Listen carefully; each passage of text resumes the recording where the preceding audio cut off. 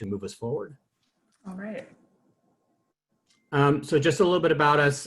You know, WestEd is an enormous organization. There's like it's a confederation of 700 consultants focused on K-12, higher education, around assessment and a variety of areas. Our group is a post-secondary education and workforce group. Specifically, we're a small but mighty team and consider ourselves sort of the social justice warriors of the agency. So some of you may have come across WestEd either through CTE or other venues. And you know, there are lots of people in WestEd I don't know, so I wanted to establish kind of an identity for this work. And we really see our role to kind of strengthen the role of higher education, workforce, and economic development programs to improve student access and outcomes in higher education. And specifically, we're very focused on the ways to think about leveraging education to increase economic mobility for low-income families and communities. Allie? These are just some of our lines of work. I won't spend a lot of time here. We do a lot of intersegmental planning. So the mapping work you're going to see today, we've also done for K-14 pathways in different regions of California. We've done similar work in the state of Nevada. We're mapping every Perkins funded program and building kind of an inventory and map for the entire state of Louisiana right now, which is something we're very excited about. Our team manages and we are the product developers for the launch board. So all of the data tools that you see within the launch board, we do all of the metrics, all the planning, all the development work, and then we have coders who actually code that and get it up there. My team, I specifically am the project manager for the adult education pipeline, which I know many of you know. We're doing a lot of work in guided pathways currently, both in whole states and for individual colleges. And we're really what the work is about for us is how do we use data to help practitioners increase educational success and mobility for the students they serve. Allie, there we go. So we're going to do 5 things fairly briefly today. I'll tie this very quickly to the California Adult Education Program, the CAEP outcomes, and why we did this work. We'll do a little bit of overview of what the project is and kind of how we came to do it, the purpose, and then we'll pivot over to Allie and she'll talk about the methodology that the team used to do the work, the kind of structure of the data sets, and how we've used that and how we're going to use that to inform both a statewide report around CTE and career education programs in adult ed for the entire state, and then a career education to career data tool that Allie built specifically that leverages the data so that it can be used by practitioners to have regional conversations around building stronger and more effective pathways. So just, Allie, go one more and then we'll see the highlight. So the outcomes in AB 104 in 2015 pivoted pretty dramatically in California with the creation of CAEP, at that time AEBG, to really strengthen transition to post-secondary education, completion of post-secondary certificates, degrees, or training programs, and then specifically employment and wage increases. So it really, you know, adult education has been doing foundational and amazing work in CTE for a long, long time. Obviously, the funding challenges over the last decade, decade and a half kind of depleted that somewhat. But what we have found is that there's still really amazing work going on, but we wanted to highlight that work in a different way because there are some challenges in terms of understanding what kinds of programs are being offered, what kind of training is being provided, to think about how we could support the CAEP consortia in building more effective both transition models and kind of CTE and career education programs that can help someone not just get that initial employment, but then secondary employment and actually move into a career pathway. Next. So the purpose of the work, there's a couple things. So one of which is that there is no data set. So I can tell you that what I see in the launch board when we build that tab every year is whether or not someone is or is not a CTE student with a couple subcategories, right? So I can tell you if they're in a short-term CTE training program. I can tell you if they're in a workforce preparation program. I can tell you if they're in a pre-apprenticeship program, but I can't tell you what pathways students are pursuing. So we don't know what occupations adult education students are trying to get. We don't know what occupations are being targeted by the field as you build your programs and are trying to respond to your communities. And there's just sort of a gap in our knowledge about what's happening that we wanted to fill not to evaluate the program. So we're not trying to tell anyone you're doing the right work or the wrong work, that your program is good or your program is bad. What we're trying to say is, what are people offering? You know, what really can we say to regions, and how can we put data together in ways that may allow you to have a better conversation between the college and the adult school and your workforce board to say, hey, we're actually offering these things, and we could build a pathway out of it that's more connected. There aren't just different offerings happening in different systems, but things can be more connected. So we're trying to understand the continuum of courses offered by adult education and non-credit practitioners. That was the first thing we did.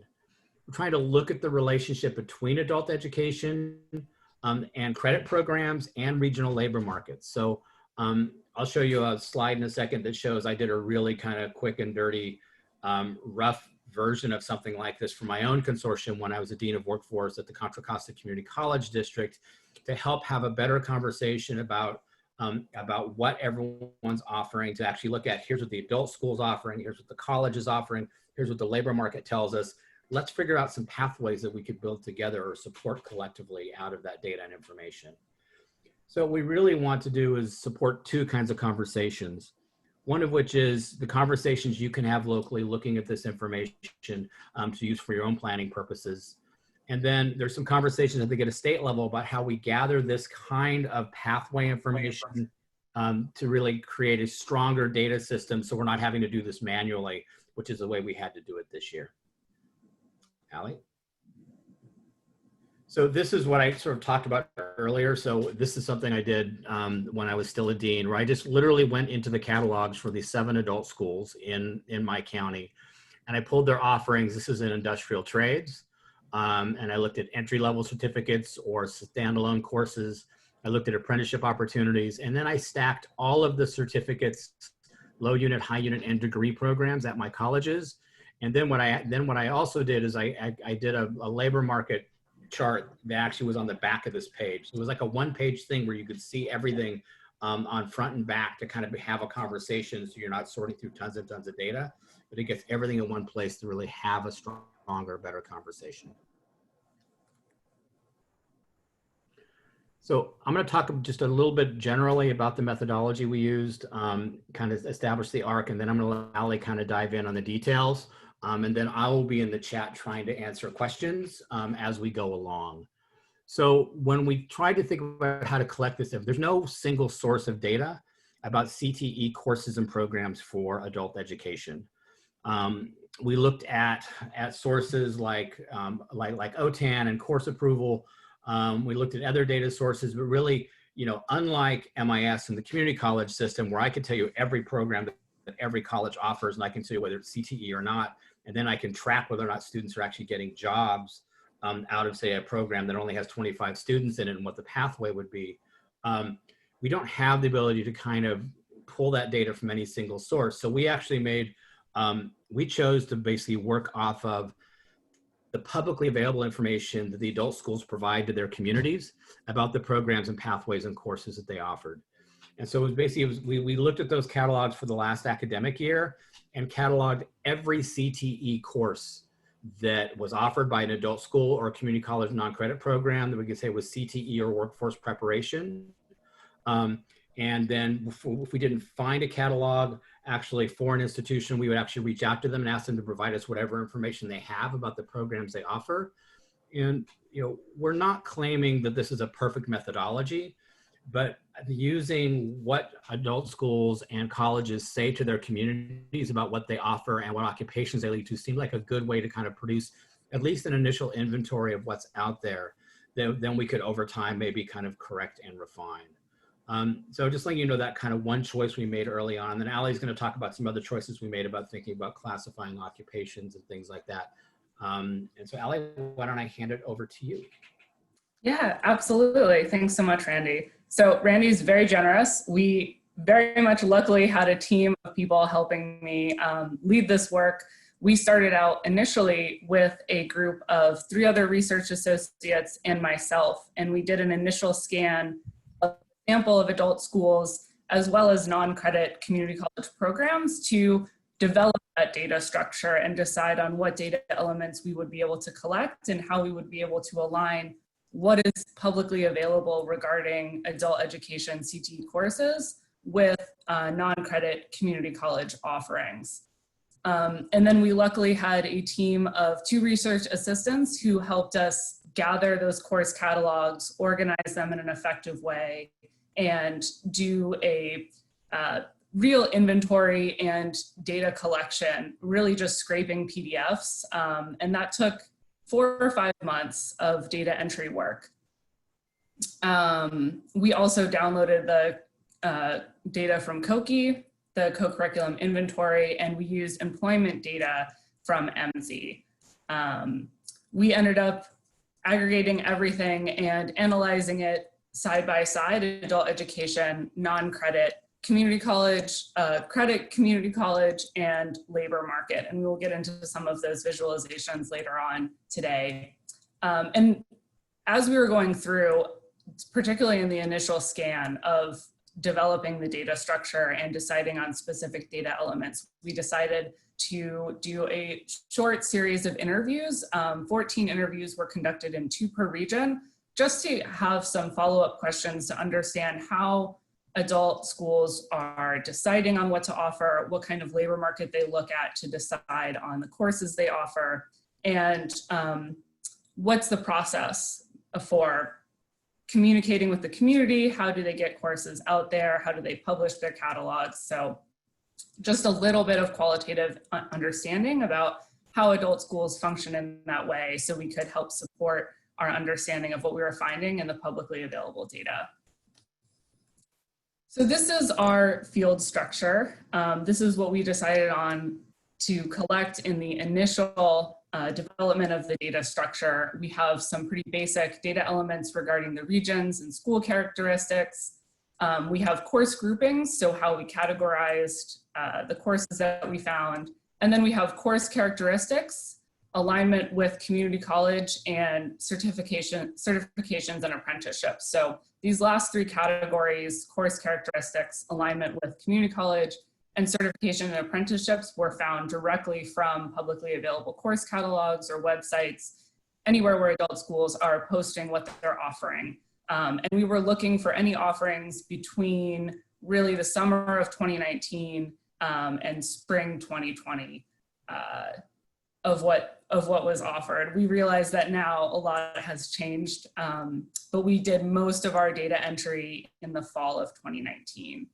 So the course groupings are the ones that are our categorization process. The first process of categorizing all of our data entry was developing quote unquote pathways. So we categorized first all of the courses we found once they were cleaned and entered into pathway areas that were similar to K-12 Perkins in the sense that it would be entrepreneurship or business development or a healthcare pathway. From those kind of groupings, we did a deeper dive to understand, okay, well, what type of course is this? Is it something that is very specific short-term vocational training where a student is intending to get a job immediately after this program? Is it a skills builder course? Is it a short one-off kind of course to help support development through a career pathway? Or is it something else? Is it workforce preparation or career exploration? The occupational category is really just, is it occupational or is it something else? Whether that's workforce preparation or career exploration. The SOC code, so for each occupational training program, we assigned a specific SOC code. And then all courses, whether they're specific occupational training programs or skills-based shorter term courses, they all are associated with a standard occupational sector. So we scanned 521 institutions, including every CAEP consortium member and additional community providers relevant to this study. We started off with a list of all the adult schools we knew of from Launch Board to validate what we were looking for, but we also looked outside that list and did a general scan just in case. And we found from those 521 institutions we reviewed, 225 agencies provide some kind of CTE and workforce preparation courses. And from those 225 agencies that we were able to find some course information for, we found 7,000 course offerings between community college non-credit, adult ed K-12, and other agencies such as ROPs. So here's a little bit of a deeper dive, as I was talking about, of the course characteristic or the course identifiers. These are the specific course types that we came up with. So the first most rigorous one that we found was the occupational training.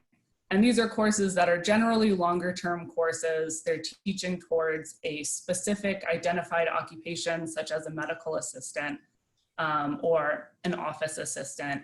And they're often teaching towards a specific certificate, often industry recognized, but not always, and perhaps a state licensure if it's something that would need that, such as a cosmetologist. These programs often include some kind of work-based learning, whether it's required or optional for the program.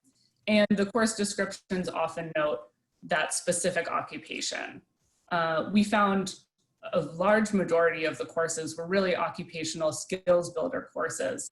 These were shorter term courses, 10 to 150 hours. Sometimes they also included a certificate, but the certificates were focused on a specific type of skill, such as the Adobe Professional Certificate or another certificate. We also included recertification into this occupational skills builder category, although there weren't very many recertification courses that we found overall. These were courses that were geared towards a specific industry, but we couldn't find a specific occupation associated with that course necessarily. And course descriptions really described exactly what they are, is that they were intended to be a short-term course for a skills builder. Let's help you move on with your career and build these specific skills in this area. We found a small number of career exploration courses. These are courses that are not included as required introductory courses, as we found a lot of healthcare occupational training courses required some kind of initial introduction. These were separate independent career exploration courses that were focused usually on a general industry, and they were usually very short, maybe one day or a couple day courses. And then we found some workforce preparation courses. So anything basic skills that's not related to a specific industry. We found quite a few keyboarding courses, Microsoft Word courses, basic soft skills unrelated to a specific industry or occupation, such as communication or conflict resolution, and then basic certificates per the WIOA Title II guidelines, ServSafe and OSHA. And these were also generally pretty short-term courses. So as I was saying earlier as well, all of the occupational training courses that we found, the more rigorous long-term ones that are intended to provide a student with a job immediately after, we assign specific SOC codes for those courses that are related to the specific occupation that they were training towards. All of the occupational skills building courses, we also associated with a general industry as they were related to those more rigorous training courses. So we categorized everything into the standard occupational clusters because the vast majority of adult ed courses are really focused on career, either people who are long-term unemployed or who are looking to advance in their career and need a little help. And so most of the courses are really focused on people who have been in the workforce or are continuing in the workforce or are specifically looking for a job. And we felt that this categorization process was the most effective to understanding what's currently being offered and how to align what's offered to the labor market.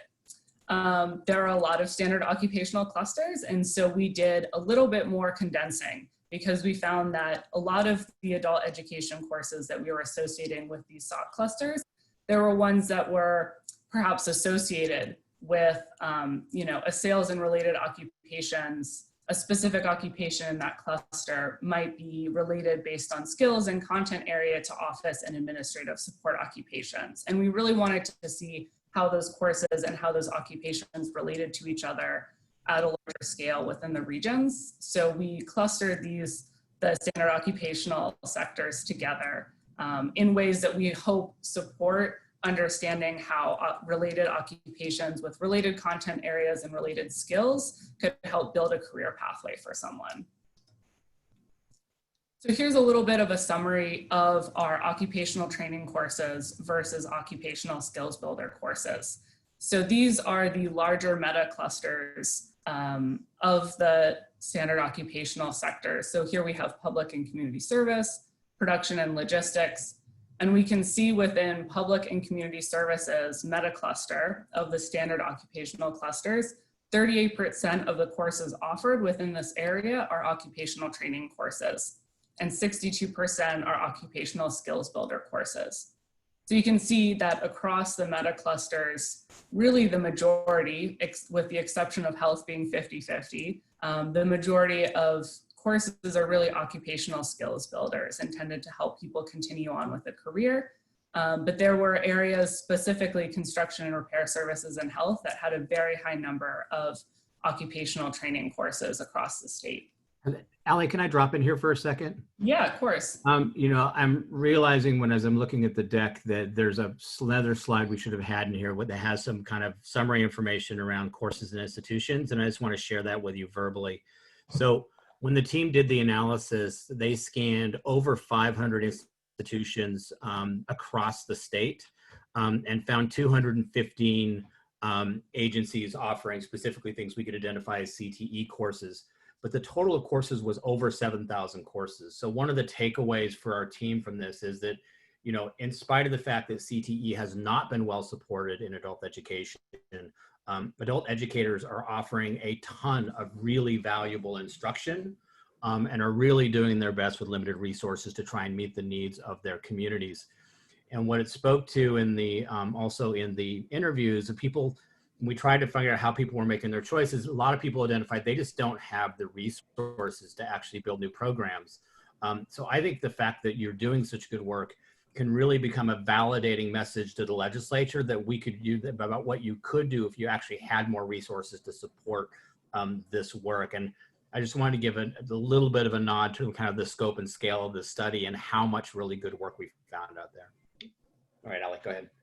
Yeah, that's exactly right. And we found in every single interview that everyone was looking at labor market data and already had a wish list of their ideal core training courses they would want to offer if they had the funds and resources. So we know that everyone is doing a lot of really good, interesting, and difficult work. And this project definitely showed that. So of the workforce preparation courses, these are the types of courses that were offered. There were a majority of Microsoft applications and basic computer skills in workforce preparation courses. We found quite a bit of workforce readiness and general business skills associated as well. So this is just a general breakdown of what types of workforce preparation courses we found. And here's a chart of our career exploration. We found that the vast majority of career exploration was in health, even when it wasn't associated with a specific training occupation course. And there were very few overall career exploration courses. Although we are not sure if there are other career exploration workshops that are happening that perhaps aren't listed with the courses. So this is an area for further exploration. So after we analyzed all of the clusters and organized everything into a categorization process, which was also very much, I had a lot of help from our senior program manager, Aurora King, in advising on how to do this categorization structure. We began to try to understand how to align what we had in adult education with the labor market, to have a better understanding, as Randy was saying earlier, of how to help build really clear pathways for students back into the labor market or into the labor market, or to help advance their careers. So in all of the next visualizations you'll see, we have adult education CTE offerings, non-credit CTE offerings, community college credit offerings, and occupations based on educational level. We really focused on middle skill and above middle skill, but these visualizations include all of occupations within those. And then we also segmented the data statewide and in regional views. So primarily you'll see regional views in the dashboard itself. So here's what an initial graphic looks like. At the very top left in blue is the adult occupational training courses specifically. In the gray just below it is the non-credit occupational training courses or CTE courses. And then in the green is the community college credit awards. In the gold or yellow, all along the right side, are the highest occupations with annual openings across the state of California within the health meta cluster. So these are all related. Each chart is related to the health meta cluster, which includes healthcare support occupations, healthcare practitioners, and life and physical sciences. Just a quick note, when we say college credit awards, because this always creates a little bit of confusion, we're talking about the awards offered by the institution. Yeah. So we count the number of different award types offered by institutions. It's not the awards conferred on students. Otherwise, these would be really horrible data, right, for an entire region, so, or a state. Yeah, it's the awards offered. So the opportunities to attain a credit award or the different types of credit awards offered. Down at the bottom, we have examples of occupational skills builder courses within this health cluster. So we can see that there are 716 occupational skills builder courses related to healthcare. And then we have an example of those types of courses. And really, we made a lot of these visualizations initially for the report as a static visualization for each meta cluster within the state of California. And then we thought, wouldn't it be cool if we could actually visualize this in a way that could be interactive? And so that's what really our dashboard is. And here's a closer look at the occupational training courses. And these charts are really to help us understand at the statewide level what's happening across all these diverse institutions and within the labor market. So to try to get some kind of clear picture about what's happening across very different systems with very different data sets, and to ask some more deeper questions about what's happening and how we could better align to the labor market. And here is a detail of those occupational skills builder courses related to healthcare. We have nursing skills refresher lab, first aid, technical skills training. And this is just a sample of some of the courses that are occupational skills courses that are offered. Here's the same chart, but with the business meta cluster. So we can see that it's organized in the same way, but the data's changed a little bit. The annual openings include all types of jobs, including middle skill and below middle skill jobs as well. And it's organized by annual openings, the total number of annual openings. And we also have the occupational skills builder courses for the business meta major cluster as well. Business had some of the most occupational skills builder courses, and examples include QuickBooks, customer service, principles of accounting, etc. So here's a look at what our dashboard looks like. It's very similar to those specific graphics. And we're going to hop into that real quick. I want to pause and see if there are a bunch of questions here. Randy, can you help me go through the questions and see? I mean, I've been answering questions in the chat. There was a question related to, would it be helpful if people were able to enter zip codes for their courses into TOPS Pro Enterprise? And I said, yes, that would be helpful. There was a question about the grain size of the data. Someone was asking if it could be broken out by institution. And basically I shared that the data tool currently is designed to show regional or statewide views.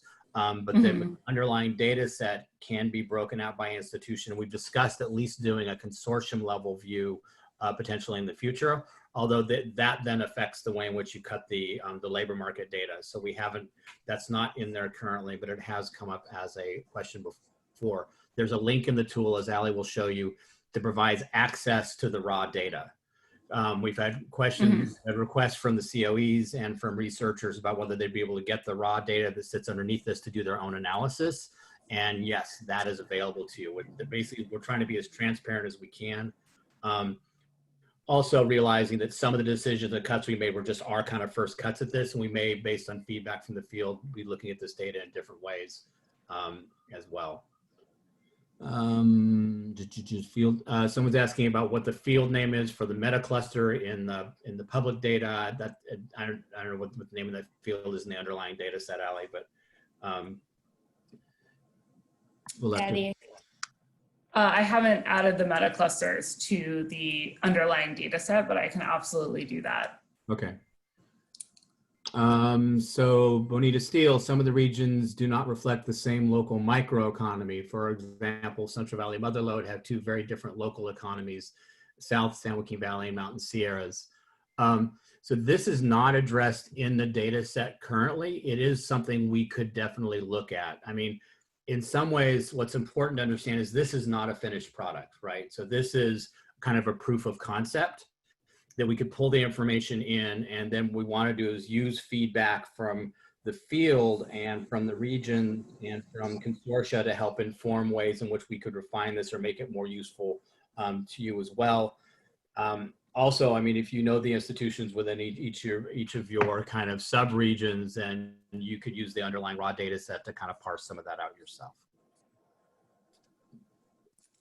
Awesome, yeah, that sounds good. So on my screen now, you should be able to see the dashboard itself. We're going to go into the live demo so you guys can look at each meta cluster and the regions themselves and how the data will be updated and how to analyze it. We have a question about how the data will be updated in coming years. This project is really just a snapshot in time. As Randy said, a proof of concept. It took quite a lot of human hours to enter this data from publicly available resources, and we hope that we can make the case for continuing this work in some form.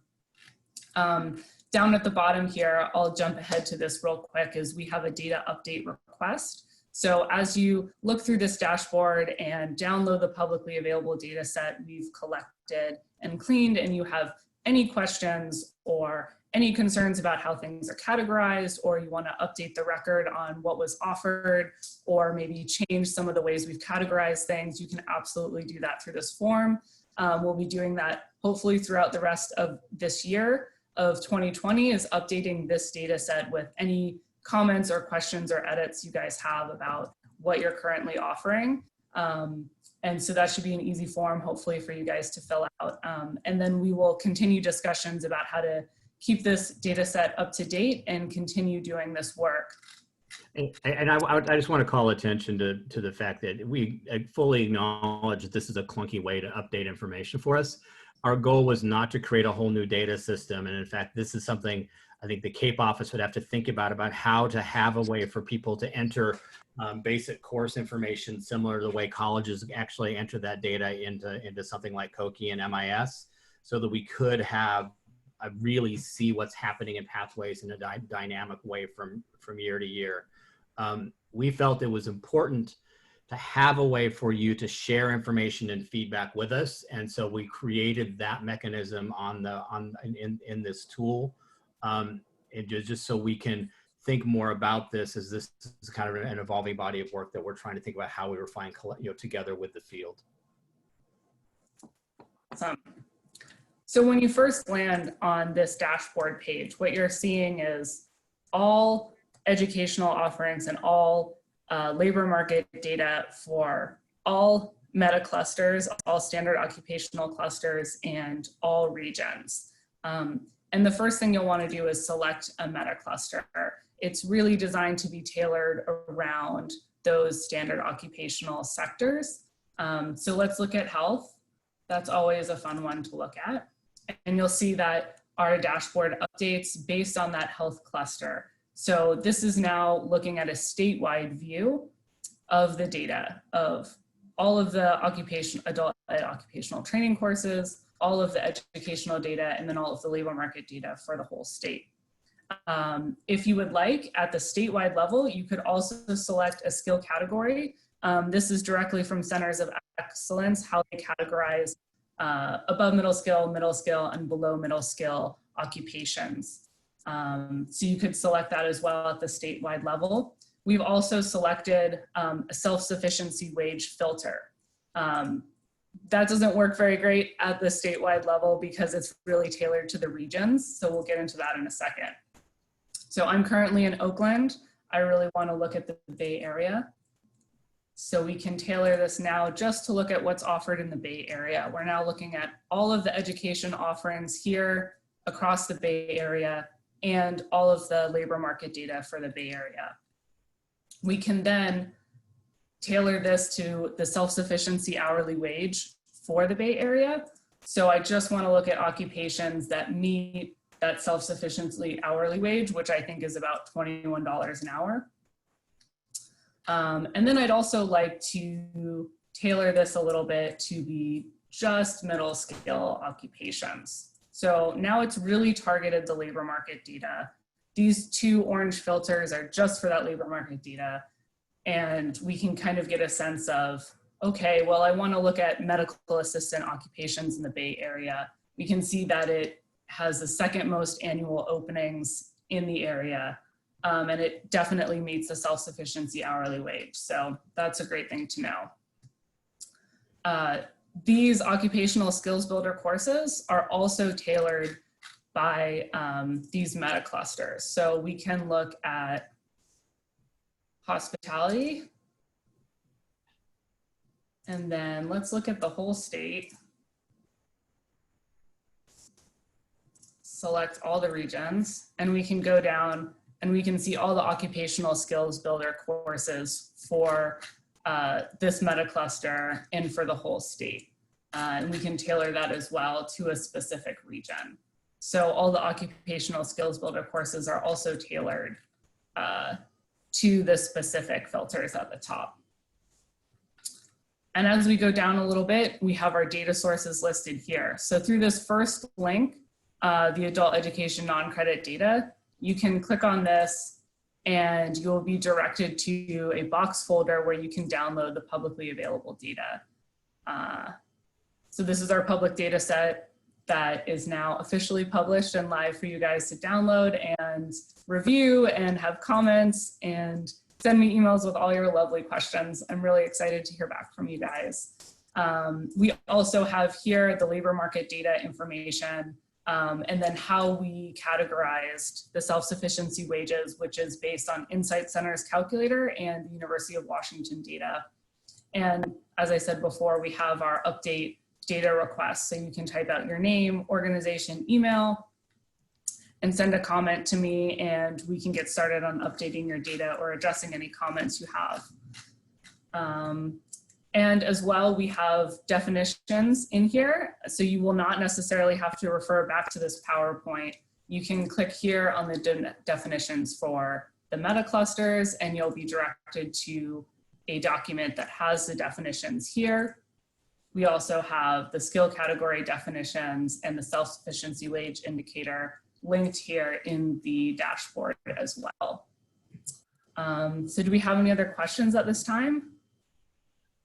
We had a question about if we've considered skills mapping from occupation to kind of related occupations. And while we do use skills to inform this tool, this is not a skills-based tool. However, we are actually looking, actually everyone should know, we are very interested in this issue about how you would identify an unemployed worker who comes from a certain kind, like they're doing a certain kind of job, and helping them map their skills and understanding the relationship between what they've done to related occupations that they may not be aware of. This sort of translatability of skills is very important to us. We're actually doing some work with Paul Downs and San Joaquin Valley we're actually going to try and do some of this mapping between like transportation and logistics occupations and advanced manufacturing occupations to build pathways that can move laterally as well as vertically along a traditional career path. Yeah, and separately, we've started to build meta-major clusters that are really based on skills. So we take occupations related to that educational area, and we analyze the skills based on MZ and create a little map. But we haven't gotten there yet with adult education. So hopefully in the future, we will head there as well. We have a couple private questions from people about their specific data that, and just if you ask that question, we will actually get back to you with a response. Yeah. And you can use the form here in the dashboard for those questions, or you can email me directly. I'll type my email into the chat in a minute. And you are welcome to email me with any private questions you have about your data. And Ali, maybe, do you want to pivot back to the deck? We had that kind of next step slide. Just Yes. to kind of very quickly. Oh, look at you. Oops. Hold on one sec.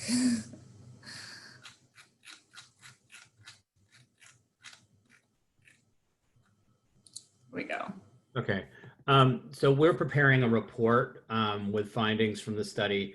They're not going to be evaluative as much as just really capturing kind of the richness and depth and complexity and kind of, discussing the analysis. This is obviously our kind of initial kind of blast of doing some state level kind of information releasing and a little bit of professional development. We built into our scope of work actually a strand for professional development related to specifically these data sets. So if you wanted to have us come, or I guess we're not going anywhere currently, but if you wanted us to actually work with some of your local institutions around the data, what the data says, both to kind of refine whether we're getting the right information or whether we've made the cuts correctly between, say, occupational training and occupational skills builders, to help us kind of refine our understanding about how to make that distinction. We are really interested in doing that. We want to continually refine this as a tool. What we're trying to do is we're trying to build a proof of concept to really get the CAEP office, who's very supportive of this and interested, but the agencies overall to pay more attention to the actual career pathways that are being offered, and not just students who happen to be in CTE. That we need to be providing data that really improves the ability of folks like you to have the right kinds of conversations, and we want to provide the information to do that. The other, which is there's just, to me, it's a pretty enormous data black hole in the launch board that I can tell you if a student's CTE or not CTE, but I can't really tell you what the heck they're doing. So we really want to know more about the enrollment patterns of students in CTE programs. And I can pull that for non-credit programs, but I can't get that for K-12 adult education programs, which is not a knock on the system at all, as much as it is a call out to the state agencies that there are some data system structure issues that we think long-term need to be addressed, because we want adult education to be at the big kids table around CTE and career development and career education in this state. And to do that, we need to make the data available to kind of support the really strong work that's being done, and to kind of get additional state investments into this work for the future. Looking at questions, people seem to generally like the tool, which is really nice. We know it's not perfect. Yes, the regions are the community college meta regions currently. And I know there's the super regions for the K-12 adult education system, and so we could have discussions about that. But currently, that was the easiest way for us to divide up the consortia. We send the recording. The recording will be available. So we have actually 13 minutes. We were faster than we thought we would be. So we will, Ali and I need to talk about kind of making the link available for people to begin to play with. We hadn't set a target date for that, but what we might do is look a little bit of the feedback here to see if anything pops up. I did see one concern with someone who's not seeing their institutional data in the underlying data set, so we would want to address that. Or if you see things that you're concerned about, you should feel free to share this with us. Ali, is the link public at this point? Yes, it is. Oh, I misspoke. I did not know that.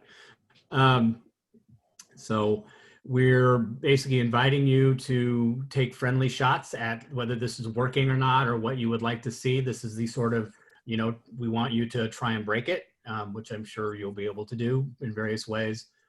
So please feel free to reach out to either Ali or I with questions about this, or if you'd like us to do some more dedicated local work with your consortia. You post the link. Allie, can you copy the link into the chat? Yeah, it's a super long link, everyone, so apologies for that. But we'll get a bit link up soon. You probably need to create a proxy link or something. Yeah. It's in Google Data Studio. We have no idea how that's going to respond if 100 of you get on it at one time. So that will be part of our learning experience.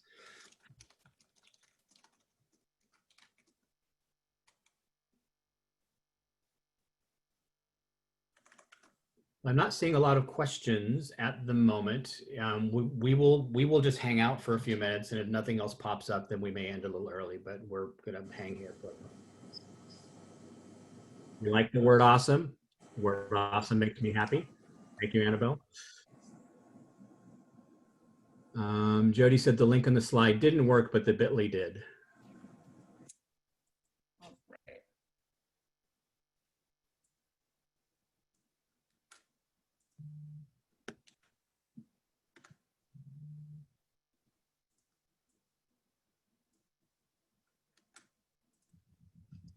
CAEP TAP is reminding you to register for upcoming CAEP webinars. Thank you, Randy. I was just going to chime in here to see if there were any additional questions. But first and foremost, thank you, Randy, and thank you, Allie, for today's presentation. It was a lot of great information that the field definitely appreciates and is looking forward to hearing more about. I did post a link for our upcoming events. That link also contains upcoming events and webinars for CASAS 010 as well as CalPro. So definitely be sure to check out those resources and continue the process of learning with us throughout the fall. As I mentioned before, we will start our regional network meetings on Monday. So if you haven't registered for your region or another region you'd like to engage with, please be sure to register for those. Again, we are centering the conversation around topics that are important for you all at this time.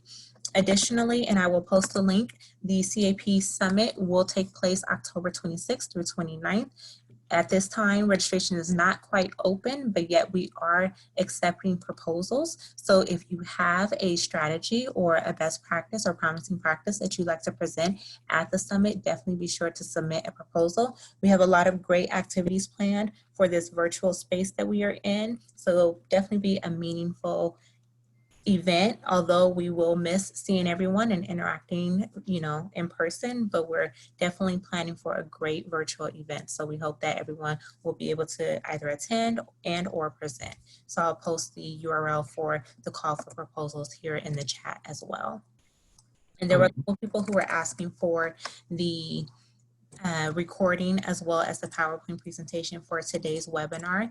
That will be available first thing tomorrow morning. And I posted the URL of exactly where that will be located. So definitely feel free to access that recording as well as the PowerPoint presentation and share with colleagues who are unable to attend, or if you'd like to reference it at a later time for yourself. And I'll also include the links to the dashboard so that that is available to you all as well on the website.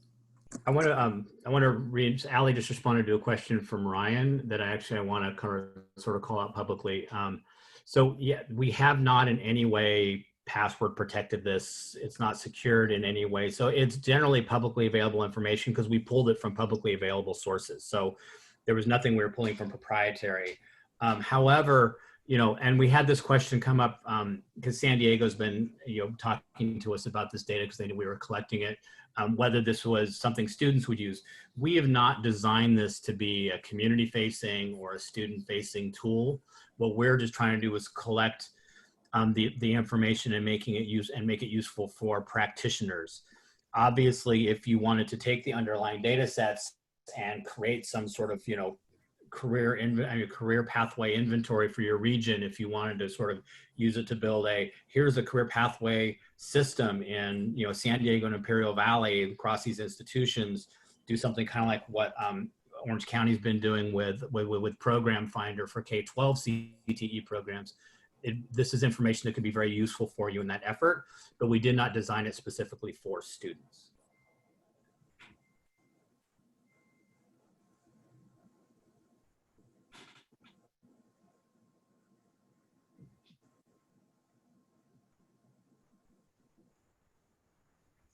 Thank you for all the very kind words I'm seeing in the chat.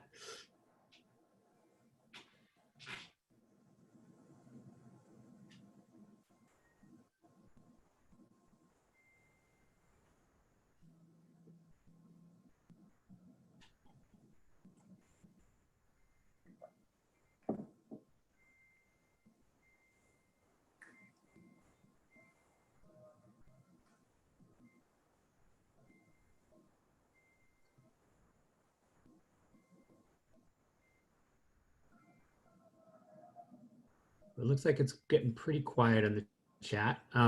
So I think what we may do is go ahead and pivot and sign off. Mine and Allie's emails are both in the PowerPoint. So when you, if you have pulled that down, you should feel free to email us or reach out to us.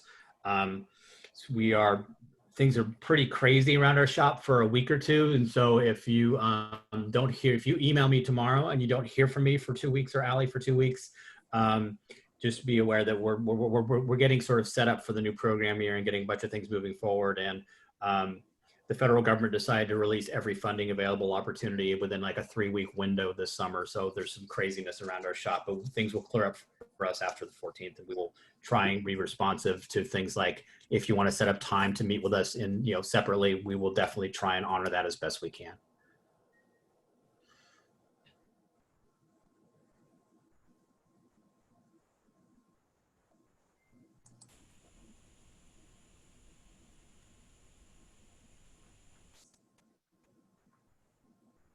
All right, well, I am not seeing anything from anyone else. And our attendance is dropping. So if it's okay with you, Randy and Allie, we can go ahead and close up the webinar room. Sounds good. Thank you all so much for being here today. It was really great to finally get to show this thing. All right, well, thank you both for your time, and thank you all for your time and engaging with us. And I hope everyone has a great rest of the afternoon. Take care.